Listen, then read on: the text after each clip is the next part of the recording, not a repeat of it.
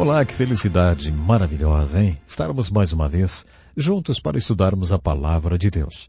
Já concluímos a primeira parte do estudo dos 5 primeiros livros da Bíblia, conhecidos como livros da lei. Esses livros são chamados de livros da lei porque contêm a declaração da lei. Eles contêm a lei de Deus, ou o que também chamamos de a lei de Moisés. Em certo sentido, esses livros não são apenas livros da lei, mas também livros históricos. Existe uma narrativa histórica em alguns desses livros da Bíblia. Os próximos 12 livros do Velho Testamento são todos livros históricos. Portanto, em certo sentido, podemos dizer que os primeiros 17 livros da Bíblia são todos livros históricos. Depois de concluirmos que os 17 primeiros livros do Velho Testamento falam da história do povo hebreu, podemos fazer as seguintes perguntas. Por que devemos estudar tanta história? Por que devemos estudar tanta história dos hebreus? Afinal de contas, por que temos que estudar história e ainda a história dessa naçãozinha, a nação de Israel?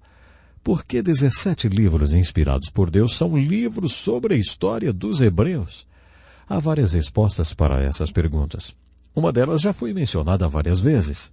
Essas coisas aconteceram e foram escritas como advertência para nós que vivemos o fim dos tempos.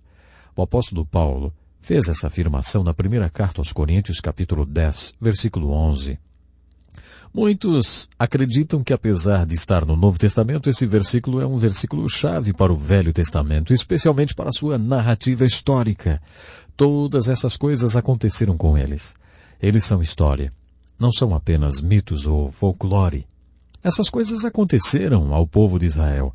Além disso, essas coisas contêm alegorias, ou seja, são lições, são tipos, como às vezes são chamadas, ou são exemplos e advertências para nós. Portanto, lemos a história dos hebreus procurando exemplos. Quando o povo hebreu obedeceu a palavra de Deus e aplicou as exortações de Moisés, Deus os abençoou e eles se tornaram exemplos. Quando eles não obedeceram a palavra de Deus, viveram sobre a maldição de Deus. E suas vidas rapidamente tornaram-se advertências para você e para mim que vivemos o fim dos tempos. Essa é uma das razões pelas quais estudamos a história dos hebreus. Tudo o que aconteceu a eles aconteceu para nossa edificação, como exemplo para seguirmos ou como advertências que devemos considerar. Outra razão pela qual a Bíblia dedique tanto espaço à história dos hebreus é porque eles são o povo escolhido de Deus por meio do qual todas as nações da terra são abençoadas, como a vinda do Messias. Exatamente. A vinda do Messias serviu para abençoar todas as nações da terra. Quando Deus decidiu vir a esse mundo e tornar-se homem, ele não se tornou um homem branco ou preto, vermelho ou amarelo. Ele criou uma nação especial, com o propósito único de vir a esse mundo.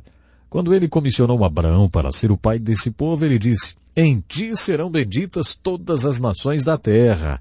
A história do povo hebreu é tão importante porque foi através dele que o Messias veio. Além disso, foi através dessa nação especial que a palavra de Deus chegou até nós.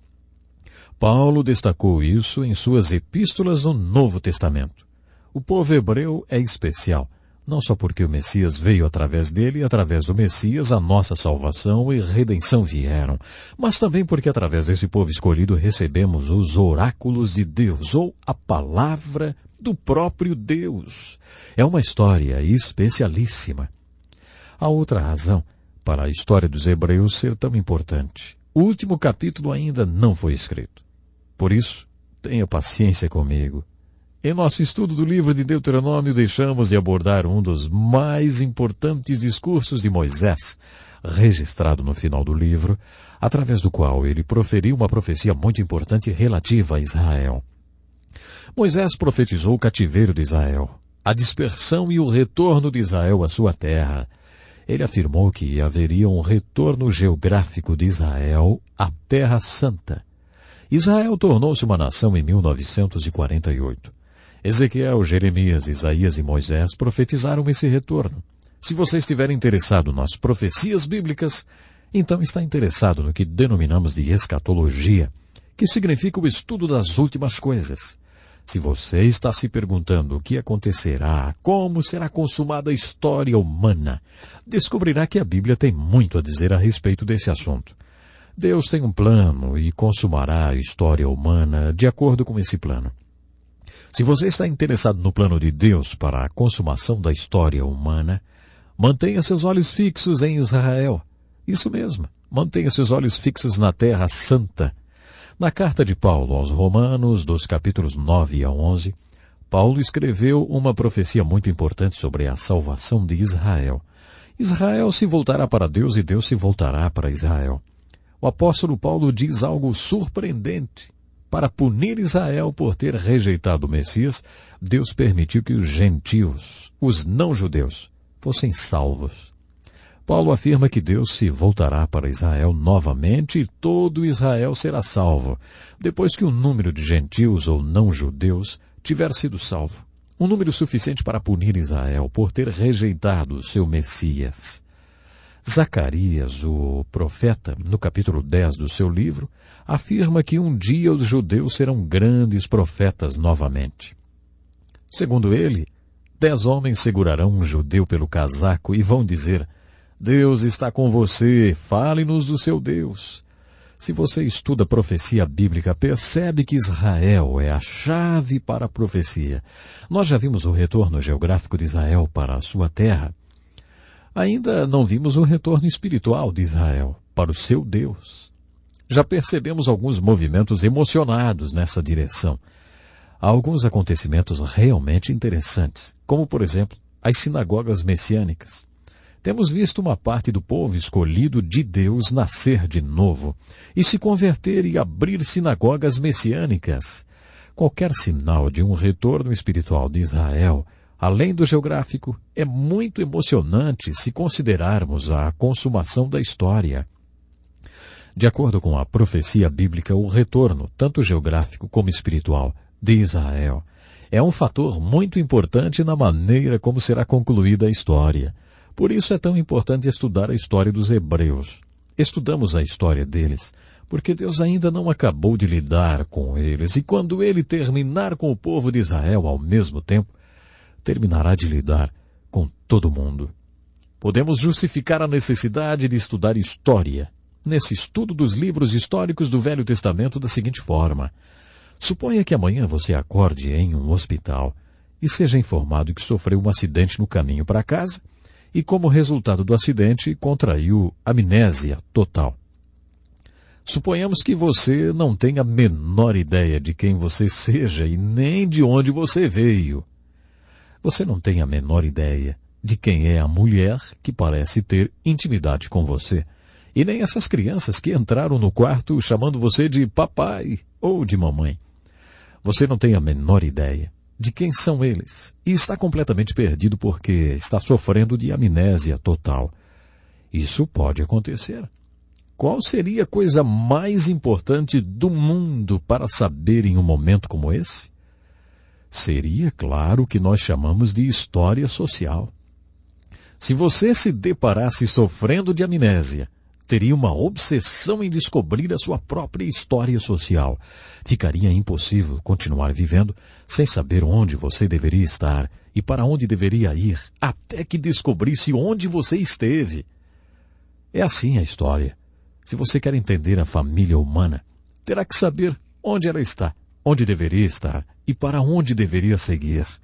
Para entender tudo isso, você precisa entender onde a família humana esteve. Estudando as Escrituras, você conhece o povo de Deus do qual você faz parte agora. Se você faz parte do povo de Deus, precisa entender onde o povo de Deus deveria estar, para onde deveria ir e quais deveriam ser os seus objetivos, valores e aspirações. A fim de entender onde o povo de Deus deveria estar e para onde deveria ir, você precisa saber onde ele esteve. Não só o povo hebreu, claro, mas como todo o povo de Deus. Por todas essas razões, iniciaremos o estudo dos livros históricos do Velho Testamento. Estudaremos a história do povo hebreu nos livros históricos inspirados da Bíblia. Lembre-se que a Bíblia é um livro fantástico. ela faz que você possa se lembrar que a história do povo hebreu iniciou-se com Deus. De acordo com o livro de Gênesis, que o grande livro de Gênesis fala para nós. Você lembra? É o livro das origens. Deus é a origem desse povo e de todos os outros povos. De acordo com Gênesis, através do homem Adão, que é o pai, o cabeça da raça humana, a família humana veio a existir. No livro de Gênesis também ouvimos falar desse povo escolhido, um povo especial, escolhido por Deus, que se originou de 3 patriarcas, Abraão, Isaque e Jacó. O início de tudo está registrado no livro de Gênesis. No final do livro, vemos que desses patriarcas foram geradas 12 famílias ou 12 tribos que tinham ido para o Egito fugindo da fome que havia na terra. É assim que Gênesis termina, com essas 12 famílias ou tribos do Egito.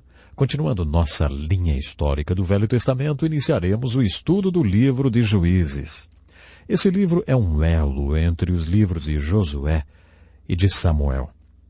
O livro abrange um período de 400 anos. Isso é muito tempo. Se considerarmos que nosso país tem 500 anos de história, concluiremos que a história dos hebreus é muito antiga, não? Só entre os livros de Gênesis e Êxodo há um período de 400 anos.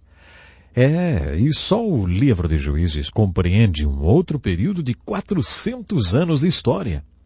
Durante os 400 anos nos quais os juízes reinaram, os filhos de Israel passaram por uma transição. Cometeram o pecado de apostasia 7 vezes. Isso significa que se afastaram daquela posição que tinham assumido com Deus. No final do livro de Deuteronômio, Moisés os exortou a voltarem a colocar Deus em primeiro lugar em suas vidas. Josué fez a mesma coisa no final do livro de Josué. O povo assumiu uma posição e declarou: colocaremos Deus em primeiro lugar em nossas vidas e o serviremos. Mas no livro de Juízes vemos que durante um período de 400 anos, eles se afastaram 7 vezes dessa posição. Cada vez que isso acontecia, Deus levantava um inimigo que os conquistava e escravizava. Depois de terem sido escravizados várias vezes por esses inimigos, eles tiveram um reavivamento espiritual.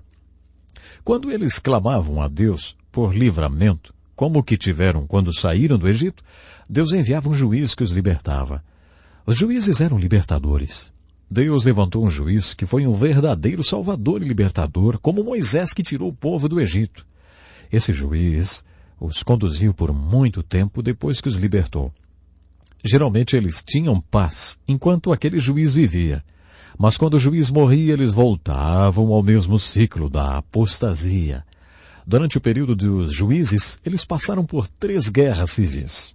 E a terceira foi muito importante. Esses são alguns pontos históricos presentes no livro de Juízes. Depois do livro de Juízes, seguem-se os livros de Samuel. O fator liderança é muito importante nos tempos de Samuel. Deus queria ser o rei do povo. A vontade orientadora de Deus é que o sistema de governo do povo fosse teocrático, ou seja, Deus reinasse sobre o povo. Para isso, Deus precisava de um profeta e sacerdote, como Moisés tinha sido, que subisse ao monte e intercedesse a Deus pelo povo e que depois descesse o monte e transmitisse as palavras de Deus ao povo. Deus precisava de um sacerdote que intercedesse pelo povo no monte e de um profeta que falasse com o povo no lugar de Deus. Isso era tudo que Deus precisava para reinar sobre o povo. Samuel era esse tipo de líder, um profeta e sacerdote. Durante esse período, o povo procurou seu líder Samuel, o profeta e sacerdote, e disse-lhe: olha, não gostamos desse tipo de governo, desse sistema teocrático de ter Deus como nosso rei. Nós queremos um rei, como todos os outros povos têm. Samuel ficou muito decepcionado. Há muitas passagens na Bíblia que indicam que Deus nunca quis que seu povo tivesse reis. Mas, como vimos no livro de Números, quando eles quiseram carne, Deus lhes deu carne até que saísse pelos narizes, até que enjoassem. Por isso, quando eles disseram que queriam um rei, Deus disse a Samuel: Samuel, não leve isso para o lado pessoal. Eles não estão rejeitando você. Eles estão rejeitando a mim. Se eles querem um rei, então eles vão ter um rei. Há 6 livros no Velho Testamento que eram chamados de livros dos reis. 1º e 2º Samuel, 1º e 2º Reis e 1º e 2º Crônicas. Atualmente eles são conhecidos como literatura do reino porque contam a história dos reis. O primeiro rei chamava-se Saul. Esse definitivamente não obedeceu a Deus. Coube a Samuel a emocionante função de contratar esse primeiro rei. Não seria emocionante contratar um rei? Depois de contratar Saul como primeiro rei, empossá-lo e colocá-lo no trono de rei, Samuel descobriu que Saul não obedecia a Deus. Portanto, Samuel teve o prazer de despedir o primeiro rei de Israel. Samuel não teve dúvidas. Despediu-o. Samuel disse: a situação ficou insustentável. Deus não pode trabalhar através de você porque você não faz o que ele manda. Por isso Deus vai tirar o reino de você e vai dá-lo a um homem segundo o coração dele, que fará toda a vontade dele. Deus já encontrou esse homem. Quando o rei assumiu o poder, o profeta e sacerdote ainda estava em cena, mas um pouco mais por trás do pano. Se o rei não obedecesse a Deus, o profeta entrava em cena e o repreendia. Os reis tinham que aguentar os profetas porque a vontade orientadora de Deus era revelada através deles, dos profetas. Se o rei não obedecesse a Deus, o profeta e sacerdote se apresentava como porta-voz de Deus. O segundo rei de Israel foi Davi. E Davi era um homem segundo o coração de Deus, que desejava fazer toda a vontade de Deus. Por isso Deus trabalhou através de Davi. O profeta e sacerdote, para Davi, foi Natã. Quando Davi pecou, o corajoso profeta Natã entrou em cena. Apontou o dedo para Davi e disse: você é o homem. Você pecou. Natã passou um sermão em Davi. Davi também tinha o seu profeta e sacerdote, mas Davi foi um bom rei, porque no seu coração desejava cumprir toda a vontade de Deus. Davi foi sucedido por seu filho Salomão e, a princípio, parecia que seria um rei através de quem Deus poderia trabalhar. Ele fez uma linda oração e Deus respondeu segundo o seu pedido. Mas depois, conforme fomos advertidos em Deuteronômio, Salomão afastou-se de Deus e cometeu o pecado da apostasia. Deus não podia mais trabalhar através de Salomão. As consequências que vieram sobre o reino de Salomão são absolutamente incríveis. Podemos chamar essas consequências de o reino dividido e o cativeiro, que não aconteceram como resultado do pecado de Davi. Davi confessou seu pecado e arrependeu-se. Depois que Davi pecou, ele reinou por mais 24 anos. Ao todo, Davi reinou 40 anos. Deus não excluiu Davi do reino quando ele pecou, porque ele arrependeu-se e confessou seu pecado. Foi o pecado de Salomão que trouxe calamidade sobre o reino. Como resultado do pecado de Salomão, com suas 700 mulheres e 300 concubinas, o reino foi dividido em 2 partes. O reino do norte, chamado de Israel, onde havia 10 tribos, e o do sul, chamado Judá, onde havia 2 tribos pequenas, Benjamim e Judá. Por causa do nome Judá, o povo de Deus que habitava essa região era conhecido como judeu. 2 reinos surgiram como resultado do reinado de Salomão, e esses 2 reinos foram levados cativos. O reino do norte foi levado cativo pelos assírios, o pior inimigo que o povo hebreu já teve. Depois que os assírios levaram para o cativeiro as 10 tribos de Israel, nunca mais se falou nelas outra vez. Elas são chamadas de as 10 tribos perdidas de Israel. Elas foram totalmente varridas da face da terra. Sobrou apenas o pequeno reino do sul chamado Judá, somente as pequenas tribos de Benjamim e Judá. Nesses livros históricos, a literatura do reino, descobrimos aí que Nabucodonosor, rei da Babilônia, também levou cativo o reino de Judá. Continuando nessa linha histórica, você se depara com uma terra, sem ninguém habitando nela. A terra está vazia. O reino do norte acabou. O reino do sul também acabou. Sobrou apenas uma terra vazia. É isso que você encontra na literatura do reino como resultado da apostasia do povo durante o reinado de Salomão. Depois que os babilônios levaram o Reino do Sul para o cativeiro, seguimos com a nossa linha histórica para o cativeiro da Babilônia. Nunca mais ouvimos falar do Reino do Norte outra vez. A linha histórica continua com o Reino do Sul. Esse reino ficou cativo na Babilônia durante 70 anos e depois desse período, o grande imperador persa conquistou a Babilônia. Portanto, depois de 70 anos, eles não estavam mais na Babilônia, estavam na Pérsia, fazendo parte do Império Persa. Quando Ciro o Grande conquistou a Babilônia, Deus o tocou para que lançasse um decreto dizendo que qualquer pessoa do povo hebreu que quisesse voltar para a sua terra, para reconstruir o templo e sua cidade, estava livre para fazê-lo. Esse foi um dos grandes milagres da história dos hebreus.